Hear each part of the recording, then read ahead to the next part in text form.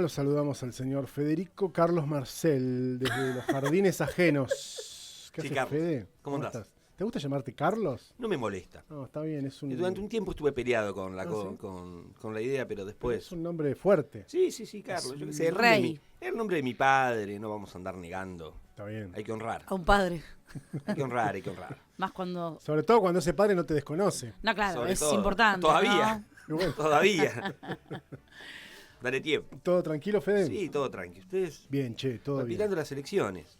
Claro, palpitando las elecciones. Bueno, hoy a la noche hay movida en De Jardines. Hay movida en de jardines. Vinculado a lo político, no a las elecciones particularmente, pero... Claro. Vamos a hacer literatura y política. Bien. Como ciertas... Hay un texto muy famoso. Vieron que salta una cosa a otra, pero a ver, déjenme ordenarme. Dale, dale. Vieron cada vez que hay un paro, hay un determinado sector de la sociedad que sale con el dedo señalador y dice, ese paro es político, Claro. ¿no? Sí. Y vos agarrás y vos decís, claro, no, pero es político. Sí. Sí. Claro, porque todo paro es político. No, este paro es político, ¿no? Es como una obviedad gigantesca, ¿no? Una verdad de pedrogullo. A mí no me gusta la marcha del orgullo porque está muy politizada. Claro, Bueno, bueno, lo en el mismo tono. Eh, Es en el mismo tono. Sí. Contame, ¿qué querés que sea? Sí, ¿Un show de locas? como- Simplemente. sí. De maricas, todos bailando solamente. Y ahí te diría que eso también es político. Independientemente de la manifestación circunstancial, ¿no? O sea, todo acto es político porque vivimos políticamente y socialmente en un contexto determinado, ¿no? Ujú. Durante muchísimo tiempo se discutió acerca de si la literatura debería ser política o cuándo es política la literatura, Ahí va. ¿no? Entonces uno pensaba, antiguamente, que lo político era lo panfletario. Textos con intenciones de características políticas, de denuncia, de alabanza, pero que debía parecer de carácter manifiesto la intención del autor a la hora de ligar la literatura y la política, Ujú. ¿no? Y que tenía que ser como algo evidente o no, totalmente desterrado. O sea, Claro, si y vas a hablar de política, no. que sea Claro. que se note y vos también tenés que decir. Yo como autora digo, Me posiciono y digo eso. yo soy esto, claro. ¿No? Es como cuando, bueno, muchas veces, ahora no es que, es como que también está visible esto de, volviendo a lo de la marcha, ¿no? Ujú. Autora lesbiana, o sea, a veces intencionalmente lo ponen como mirá, Acá sí, hay un posicionamiento. Sí. esto es en este así. lugar, claro. Por ser lesbiana. Sí, Como que ser lesbiana es un posicionamiento político. sí, tal cual. Y que vos tenés que saberlo de antemano Claro. a la hora de ingresar a esa literatura. Claro. Ujú. Como si además, digamos, tener que te guste una persona del mismo sexo, te hiciera woke o progre o zurda o qué Ajá. sé yo. Preguntale a Scott Bessen, que es homosexual y tiene 2 pibes. Claro. Y de Y Woke es no tiene remil. nada. ¿Eh? Y de Woke no De tiene woke nada. no tiene nada, Remil claro. Absolutamente nada, está demócrata. Claro. jugando a la ruleta con Caputo. Obvio. Acerca con la Patagonia. O Damián Arabia, el diputado del PRO. Ujú. Claro. Ese que fue conocido por estar viajando en Venecia, ¿se acuerdan? Sí, me acuerdo. También es un tipo que gusta de otros varones y, sin embargo, tiene posiciones vinculadas al PRO, digamos, Sí, liberales, qué sé yo. lo que Liberal fuera. lo económico, conservador en lo, Claro. en lo social. Sí, entonces, viste, qué sé yo, es raro. Y evangelista. Bien, gente, Ah, bien, ¿sí? bien. ¿Es evangelista? Tiene Mirá. ahí es una linda ensalada. En el... Qué lindo ser terapeuta de esa persona. Te la llevas toda crocante. Oh, Te la Ahora, llevas toda crocante. aparece un texto que es capital, más o menos en la mitad del siglo XX, en la primera mitad del siglo XX, 1950 más o menos, le escriben Roland Barthes. Y Roland Barthes escribe un texto fundamental que se llama El grado cero en la escritura. Ujú. Barthes fue posiblemente el crítico literario occidental más importante que dio el siglo XX. Es un tipo que definió líneas de lecturas y narrativas. Él enseñó mucho acerca de cómo hay que leer, ¿no? Y desarmaba discursos. Ese era como su gran aporte en términos culturales. Un tipo muy inteligente, brillante. Y él, en este libro, en el grado cero en la escritura, termina tirando por tierra toda esta teoría, digamos, acerca de lineamientos políticos en literatura. lo que él termina diciendo es que el grado cero en la escritura no existe. Toda escritura es tendenciosa, para un lado o para otro. Okay. O sea, y eso lo hace sobre todo formato narrativo. O sea, si vos narrás, toda narrativa es política. Toda narrativa es política. Pero al punto tal de que incluso las narrativas sin intereses artísticos son políticas. Por ejemplo, una carta de amor. Te iba a pedir por un ejemplo. Una carta de amor. Vos escribís una carta de amor a esta señorita que a vos te gusta. Claro. Y le Te voy a escribís. seguir hasta el fin del mundo y nunca te voy a abandonar. Así arranca tu carta y le meten una Tóxico el tipo. una perimetral. Hoy. Pero vos escribís una carta de amor. Me quedo con la perimetral. Vos escribís una carta de amor. Y en esa carta de amor tu concepción del romance está determinado por tu circuito socioeconómico. Está bien. ¿Sí? Lo que vos construís en términos románticos también es aquello que has mamado de tu casa. ¿Y cuáles son las condiciones materiales en las cuales has vivido? ¿No? Claro. Cuánto das, cuánto accedés, cuánto proyectás en el otro, Sí, está determinado. Incluso qué representación, entre comillas, objetiva tiene esa idea de amor o de Por romanticismo. completo, es completamente subjetiva, Es decir, construida en un contexto social. Claro.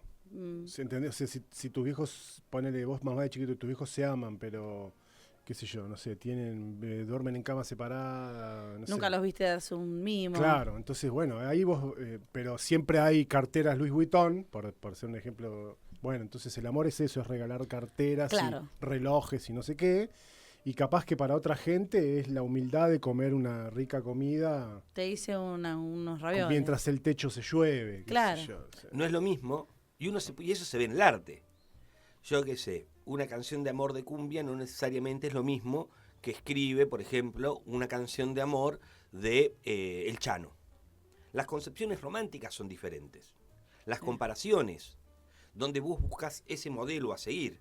Y eso está determinado siempre por una cuestión de características culturales y socioeconómicas. ¿Cuánto tardás o no en salir del closet? Esa capacidad de apertura. Eso también está determinado por el contexto en el cual vos te criaste. No es lo mismo, me imagino yo, cómo vive la vida Mauricio Macri, o sea, una vida solventada, una vida... esa construcción de ese amor, en términos de una proyección, que era de un laburante promedio, ¿no? Bueno, eso también se ve reflejado en los discursos. Incluso una lista de supermercado es una lista de características políticas. Vos agarrás mi lista de supermercado, agarrás la lista de un laburante del conurbano y agarrás la lista de Julián Aguada y van a ser 3 listas de supermercado diferentes, marcadas por un contexto. Son 3 listas donde se filtra lo político. Sí, de hecho Julián Aguada no hace la lista. Exactamente. La hace La Muki. sí, ¿cómo se llama? La del rugby. La Kelly. No. Betún. El Betún. La hace Betún. La Mumi. Claro. Le pones Betty. No te enojes, Betún. Entonces el grado cero en la escritura no existe. Y no solamente, y sobre todas las cosas, no existe Igual, en la literatura. No existe en la literatura. Y eso está planteado incluso para ficciones, novelas. Sobre todo para ficciones y novelas. Desde donde yo construyo Sueñan los una androides ficción. con novelas también. Por supuesto. Bueno, esa tía es re crítica. Esa es profundamente política. Sí, Todo lo que es ciencia ficción es política, porque vos te proyectás hacia un futuro y la construcción de esa sociedad en la cual vos decidís plantear tu ficción va a estar determinada por tu imaginación, tu deseo y tu capacidad de imaginar. Y tu capacidad de imaginar también está condicionada políticamente. Claro. ¿No? Entonces la ciencia ficción, sobre todo, es política, pero también lo es el terror. Y también lo es el romance. Y ni hablar de todo lo que es la literatura argentina. La literatura argentina debe ser de las literaturas más políticas, en términos evidentes. La literatura argentina, por ejemplo, no tiene antagonistas de características, o sea, no tiene grandes villanos la literatura argentina. El gran villano de la literatura argentina es el otro político. Si vos pensás... Los ricos. O la barbarie. No, Claro. sí. O la barbarie. El Facundo, Civilización o Barbarie. Civilización y barbarie. Martín Mira, Fierro. nosotros tenemos dos textos fundamentales que son los que inician la tradición literaria argentina. El Matadero y el Facundo. ¿Se acuerdan? Lo hablamos hace poquito. Sí. Del Bueno. Matadero no me acuerdo. ¿De Facundo sí? ¿De Matadero hablamos? Sí, hablamos del Matadero, que es el primer cuento, que es un cuento político en contra de Rosas, entre unitarios y federales. Ah, sí. Y arranca con un Tenés que razón. tiene solapadamente los indicios de una violación a un menor Sí. en el propio texto. Y es el texto madre de la literatura argentina. Y el Sarmiento también. Ujú. Y el Sarmiento también son los dos textos que El inician la Facundo. tradición. El Facundo, perdón. Que escribió Que es el Sarmiento. que Siempre escribió con ese Sarmiento. nombre, El Sarmiento que escribió Facundo, en una realidad alternativa. Está muy bueno. Podría haber pasado, ¿eh? Se puede hacer ese O what if. pluma terrible de Sarmiento, yo te invoco. Claro. Dijo Facundo en esa. Queda muy bueno. Entonces, toda escritura es profundamente política. Uno puede elegir, por supuesto hay textos más o menos políticos, pensemos en, no sé, Casa Tomada de Cortázar, Sí. Cartas a una señorita en París, también de Cortázar, cuando Bueno, Cortázar atravesaba el antiperonismo furioso, cuando Cortázar era gorila, después va a renegar un poco de esos textos, se va a acercar al comunismo, se va a hacer abiertamente comunista con la figura del Che y la Revolución La Cubana. Revolución Cubana, claro. Él va a dar el salto hacia ese lugar. Pero después tenés La Fiesta del Monstruo de Borges, por ejemplo, que es un texto profundamente antiperonista. Borges también tiene un par junto con Bioy, Sí. Ujú. ¿no? Juguete Rabioso, Los Siete Locos. Todos son políticos, profundamente políticos. Todos. Hoy agarrás cualquier texto y por eso es interesante acercarse tal vez a las ficciones y entender la dimensión política que encierran. Entender que uno puede disfrutarlas sin darle ese contenido político, pero que también una lectura política multiplica las posibilidades de disfrute y de análisis del texto que uno está atravesando. La poesía también es política. Ujú. Entonces uno tiene la posibilidad de pararse y hacer un análisis desde ese lugar. Muchas veces hay textos que te incomodan y no sabes bien por qué. Si este texto hay algo acá que no, bueno, tal vez sea lo político, lo político que refleja ese texto. Y una vez que encontrás esa línea Ujú. de análisis dentro de los textos,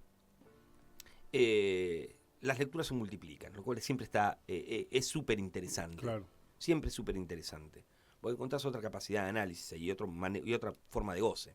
Claro, ¿no? claro. Y podés también entenderlo o seguir, digamos, entender desde dónde está escribiendo el que está escribiendo. Por supuesto, por supuesto. Nosotros tenemos, yo que sé, todo lo que es la primera mitad del siglo XX, tenemos literaturas socialistas, literaturas anarquistas, que aparecen en ficciones, ¿no? Sí. La llegada del peronismo también genera un quiebre fundamental en todo lo que se va a construir desde 1945 más o menos en adelante en literatura argentina, dialoga con el peronismo y el antiperonismo. Toma esa dimensión. Ujú. Y es ineludible. Vos pensás, bueno, pero él no quiso escribir desde ese lugar, no importa la intención del autor. Muchas veces, y acá yo en realidad no venía a hablar de esto, pero bueno, se metió. Yo en realidad me había estado charlando la semana pasada en un evento y demás, y me pareció que estaba como interesante volver otra vez sobre una discusión que nunca parece terminar de saldarse, que es sobre esta idea de la división entre el artista y la obra, Ok. ¿no? Y viene un poco a colación, porque tal vez... Es un temón es un... que salta todo el tiempo. Salta todo el tiempo. Y sobre todo cuando desde el momento que empezó a existir la cancelación, ¿no? Y ahí se complicó toda la historieta. Pero eso ahí viene, ¿viste? Parece que viene por oleadas. Sí, Pero totalmente. a mí yo creo que hay que... Igual ha habido cancelaciones en todos los tiempos. sí, Tal sí, vez por supuesto. estamos más hablando mucho de la cancelación de los últimos años, que tiene mucho que ver con el despertar de algunos reclamos que me parece que eran súper válidos, pero también había cancelaciones antes. Y En la sí, guerra de Malvinas había cancelaciones, en la dictadura militar hubo cancelaciones, durante el peronismo hubo cancelaciones. Sí, listas negras, yo que sé, temas que no se podían hablar. O sea, o lo hacía la opinión pública por un lado, o lo hacía el establishment por otro. Me parece que un poco lo que tiene hoy es la dimensión de las redes que por ahí multiplican y evidencian y Sí, también claro, sí. adelantan los tiempos. Sí, y sí, todo es más rápido. Claro. Y hay algo también de la indignación Es decir, me indigna lo que haces, entonces te cancelo. Te cancelo, y una cosa ahí. Y tengo que salir a gritar a los cuatro vientos, que es básicamente publicar en redes sociales, en realidad, que te estoy cancelando porque sos un forro. Claro. Escuchame, Gustavo Cerati. Claro, no, Gustavo Cerati no. Está cancelado.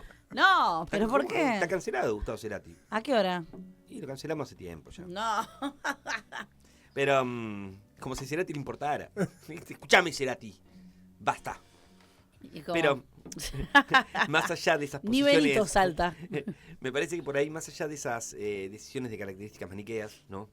Que evidencian más una necesidad de la narrativa del yo, o sea, de autodefinirme yo todo el tiempo, Claro. en términos políticos y también en términos morales, sobre la obra de otro, que no habla sobre la obra de otro, sino que habla sobre mi obra. Habla sobre vos. Habla sobre yo. Sí, o sobre... ¿Viste? no, capaz que no tenés obras vos, Claro. como nosotros, qué sé yo, pero vos cancelás a un artista, ponele, o a un Ujú. político, o a lo que sea, O algún accionar político. o a un vecino, porque Sí. estaciona en la rampa de la silla de ruedas, no sé. Sí, Lo cancelás para reafirmar tu propio yo. por supuesto. Para decir, yo hago esto, yo soy esto, yo me paro acá.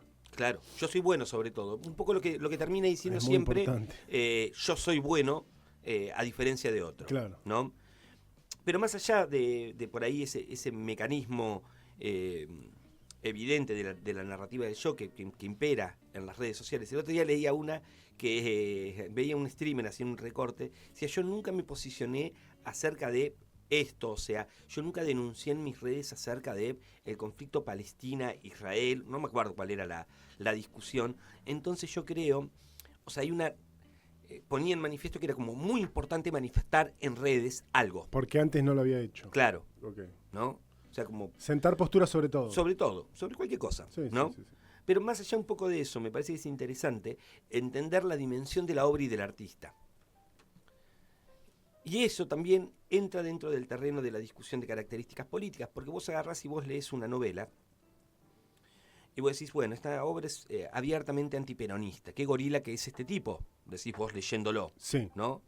Y te cruzás con el autor y le decís, che, escribiste una novela re gorila, pa, ¿no? Y el tipo te dice, no fue mi intención, te dice el tipo. Mira, yo solamente estaba contando una historia de amor, nada que ver. Dice, eso que vos estás leyendo en mi obra, yo en ningún momento tuve la intención de ponerlo ahí en evidencia, ¿no? Y sin embargo, mi lectura sobre esa obra contradice lo que el autor o las intenciones del autor. Ujú.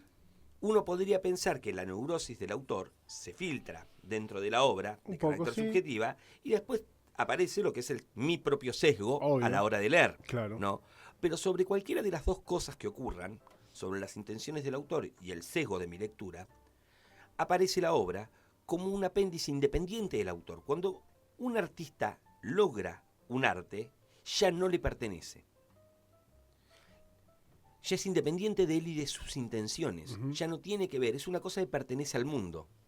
Entonces, Y además si es algo, es lo de Cortázar, tal vez lo escribió en un momento. en un momento No quiere decir que durante 50 años pensó de la misma manera. O sí, puede que puede sí. ser. Pero también puede ser que haya sido un momento. Yo estoy pensando, vos hablás y estoy pensando que es cierto que tiene mucha presencia de lo político, que es Santa Evita, de Eloy Martínez. Claro. Y hay, hay un cierto lector de ideología peronista Gorila. que lo ve a Eloy Martínez y a esa obra en particular como un gorilismo. Claro. Y a mí la verdad que no me parece en absoluto. Me parece que hay una cosa como de, por decirlo de alguna manera, realismo mágico sobre la figura de Evita. Y eso es un poco lo hablábamos ayer porque ella hablaba de una presentación que hizo Rod Stewart. Rod Cerró Stewart con Evita y Don't Cry for Me Argentina. con la imagen de Evita atrás. Sí. Y a mí no me gusta Don California Argentina, pero sí, Caro me hacía ver, bueno, pero están hablando de ella. O sea, es ella, Te sirve. es una representación de Es ella. imposible. Ese tipo de íconos también traspasan Por completo. y se Ya- adaptan. Y por eso, viste que vos podés armar un plantel entero solo con las distintas representaciones de Maradona, por Por ejemplo. supuesto. Total. Bueno, con Santa Evita me parece que pasa un poco Sí, eso. re. Porque hay algo de la santificación, de los fieles que están ahí, Sí. como, Bueno, qué sé yo. y también cómo se vendió por esto, por la obra, por obra de gente que escribió, y qué habrás leído vos, y cómo le llega a un estadounidense. Slash, el de Guns N' Roses, se fue a sacar una foto a la tumba. Y bueno, Sí. y vos decís, Dua Lipa no se Slash. llevó la vez pasada No, un cuadro. No, No. Katy Perry. Katy Perry se llevó un cuadro que además después está el que lo levanta ese, Sí. y después se vio un video en redes de ella yendo en un auto que parecía una limusina, o sea, un auto ejecutivo era seguro, con el cuadro al lado poniéndole el cinturón de seguridad. Hay que cuidarla, Eva. Hay que cuidarla, Eva. Bueno, espectacular. es eso, ¿no? Es Entonces- cómo lo leíste, qué consumiste, cómo te vino. Entonces, toda obra que sale al mundo, sea una canción, una película, una novela, cualquier cosa que forme parte, cuando vos tomás la decisión de publicar algo, de que salga de tu órbita doméstica para que ingrese a un consumo de características culturales, esa obra ya no le pertenece al artista. Por lo tanto, la vinculación entre las intenciones morales del artista y esa obra deja de tener relevancia. O sea, escuchen sin culpa cualquier tema de la Versuit. Eso no lo exime a Cordera de ser una basura. Entonces, No cuando lo antes exime. dijiste Gustavo Cerati, estabas hablando de Gustavo Cordera y te equivocaste de apellido. No, estoy hablando de Cerati. Ah, Alta también está basura. cancelado. Alta basura. No me gusta. Ella durmió al calor de las brasas. Me parece un verso horrible. Mira, Ok. Pero. ok. Ok. Completamente arbitraria. Volvieron Nada. 3 veces solo para hacer plata. Sí, ahora es un holograma. Eso decían de Soda, ¿te acordás? ¿Sí? Y ahora vuelve. Mirá cómo le gustará Para la seguir plata. haciendo plata. Mirá cómo le gusta la guita a Le Gustavo. y que incluso después de muerto sigue facturando. Qué grande, Viene Gustavo. como un. ¿Quién pudiera, no? ¿Quién pudiera? Ser un holograma. Eso es sueñan los ñandúes eléctricos con. No, sueñan los gauchoides con ñandúes Ñandúes eléctricos. Wow. No sé Ficciones qué hablan, gaucho pero punks. voy por ello. Gaucho Punks. Entonces, mucho de aquello que está escrito, me parece que es una discusión de características, ¿cómo decirlo? Hay cierta pereza intelectual en la cancelación como primer movimiento muscular a la hora de enfrentarse a una obra. Es mejor, en todo caso, juzgar una obra por cómo repercute en vos sobre la obra en sí misma. ¿Te gusta? ¿No te gusta? ¿Te habla? ¿No te habla? ¿Vibra en algo adentro tuyo con respecto a eso? Esa es la verdadera dimensión del arte, no las intenciones de un autor. Sí. Eso, Sí. eso porque no tiene como demasiado sentido ir y trascender, porque si no es... No, No me, también te tomo, puede- no me tomo el trabajo, digamos, de analizar la obra, consumirla, ver si me gusta, aplicar determinado criterio propio sobre determinado, sino que voy a leerle la bio y una entrevista a un autor para saber cómo me siento con respecto a aquello que acabo de leer. Claro. Es un ejercicio de pereza intelectual. Sí, comparto. También pienso que es válido que esa persona, ese artista, haya hecho algo que a vos te haga un clic, algo que es que te genera, no sé, un rechazo que ya no lo podés. Es decir, que vos ya no podés escuchar, no sé, qué sé yo, la peticita culona. Sí, sin vincularlo a Sin él. vincularlo a eso, ok, lo que sí yo no, eso yo no tengo problema con eso, no te lo querés escuchar mal, lo escuches mal. Claro. Lo que no comparto es que tengas que andar... Haciendo bandera y convenciendo a otros. Claro, y convenciendo a otros de que al tipo hay que hacerle... Y no, y sobre todo no sé, juzgando a otros. ¿Qué estás escuchando la peticita culona? Claro, juzgando. Eso me Claro parece que- que no. O sea, a vos, ya ¿Acaso no, vos estás de acuerdo con Claro. las palabras que dijo Cordera? a vos ya no te interpela porque no podés... Bueno, listo, estás bárbaro. Claro. Estás re bien, porque ya está, no, qué sé yo. Pero no me parece que uno tenga que andar militando que lo dejen de escuchar No, y o juzgando a los que lo... Claro, hay una cosa ahí de andar fiscalizando, digamos, los gustos ajenos, que también es una cosa como Porque vos no bastante estás de época. diciendo, como a mí me gusta escuchar vuelos de la Versuit, estoy de acuerdo con lo que dijo el pelotudo de Cordera. Me No. parece un imbécil. De hecho, siempre fue un imbécil. Claro. Es un poco Hay, pesar de él. hay anécdotas del rock que demuestran que Cordera siempre fue un imbécil, tuvo quilombo con la negra Poli hace muchos años, o sea, siempre fue un tarado. Pero la magia de la Versuit, las letras y el sonido y qué sé yo, bueno, está bueno, qué sé yo. Hay otra cosa que un poco que dice que es interesante, es un poquito más, si querés, poético, la idea. es de Nick Cave. Ajá. Cave dice que personas horribles haciendo cosas hermosas habla un poco de la dimensión humana y habla un poco de la posibilidad de redención que cada uno de nosotros guardamos dentro. Ok. Si las personas más horribles pueden hacer de alguna manera arte hermoso o una manifestación de belleza Sí. que trascienda la oscuridad que portan, y estamos hablando de casos mucho más terribles que el de Cordera, ¿no? Pensemos en todo tipo de asesinos, ¿no? Que, por ejemplo, ¿no? Yo qué sé, hay un libro muy lindo que es una investigación bellísima que hizo Alicia Lazzaroni, Sí. se llama Celdas, es un librito pequeño que es un trabajo de investigación acerca de la poesía Nuestra escrita. Alicia Lazzaroni. La gran Alicia Lazzaroni, que es un trabajo de investigación que hizo sobre la penitenciaría histórica de acá, sobre el penal de Ushuaia, que recopila escritos literarios, o sea, cosas que los presos escribieron, claro. ¿no? Y eran presos, supongo yo que en algún porcentaje deben haber sido inocentes, porque siempre en términos porcentuales cae gente inocente, y otros que deben haber sido terribles hijos de puta, Sí, sí. bien merecidos de estar guardados acá, ahí, sí. ¿no? Y sin embargo escribieron poesía. Escribieron poesía en las paredes, escribieron poesía en pedacitos de papel, se tomaron el trabajo, era gente condenada por crímenes terribles, y sin embargo escribieron poesía. Ahora, esa poesía tiene un valor. Y si ese verso funciona, habla sobre eso la dimensión humana de la complejidad del alma humana. No somos en la totalidad todos malos, incluso aquellos que son terribles, ¿no? Hay momentos de luminosidad y eso habla, es esperanzador en ese sentido. Porque sí, implica que hay una posibilidad de redención incluso en el más hijo de puta de nosotros, ¿no?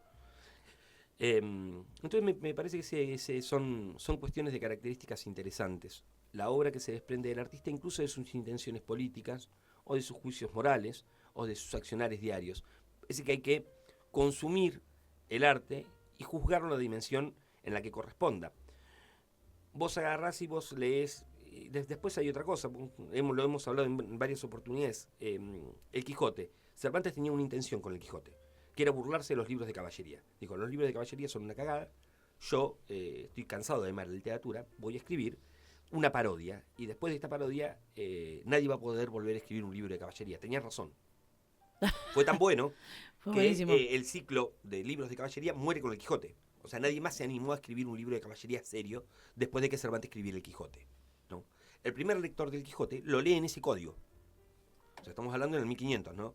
Aparece el primer, mirá, tipo, wow, zarpado, mirá qué gran parodia, qué bien escrito que está, ¿no? Pasan 200 años, los libros de caballería ya no se escriben más, ese ciclo de literatura mala desaparece de la historia del arte, ninguno trasciende, lo único que queda es el Quijote. Viene otro, en el 1700, abre el Quijote y lo lee. Y encuentra en el Quijote, no las intenciones de Cervantes, encuentra otra dimensión, una dimensión humana, ligado a principios de libertad, a una trama muy graciosa, a un sentido del humor, a un ejercicio estilístico que resuena en el tipo, y sigue leyendo el Quijote. 1950, alguien abre el Quijote, lee el Quijote y no va a leer lo mismo que el primer lector del Quijote o el segundo lector del Quijote del 1700 que recién estábamos hablando. Adquiere otra dimensión. Diferentes generaciones vemos a las obras de arte resignificándolas todo el tiempo, porque no importa nunca la intención del autor. Okay. El arte es un objeto sobre sí mismo y está que uno tira al mundo. El contexto que a vos te rodea. Por supuesto, Lo que a vos te rodea. O sea, lo lees en base al contexto o a las circunstancias que vos vivís también, ¿no? No es lo mismo. No, por eso hay libros absoluto. que está bueno volver. Porque no es lo mismo si leíste, no sé, no importa, cualquier libro a los 18 años que si lo leíste a los 30, que si lo lees a los 60. No, por supuesto. Nadie baja dos veces al mismo río. Claro. Es la parábola de Heráclito. Es lo mismo, claro. ¿No? Estamos en proceso de cambio todo el tiempo y las interpretaciones que hacemos era marxista Heráclito, pero todavía no lo sabía. ¿Sí? O Marx era heraclitista. Claro. Pero todo es, volviendo, todo es político. Todo es político y toda obra de arte trasciende las intenciones del autor. Entonces, vayan a votar y lean un libro. Y lean un libro, independientemente de quién lo haya escrito. Gracias, Fede. Un placer. Fede Marcel, de Jardines Ajenos, la columna literaria de todos los viernes aquí en el Delivery.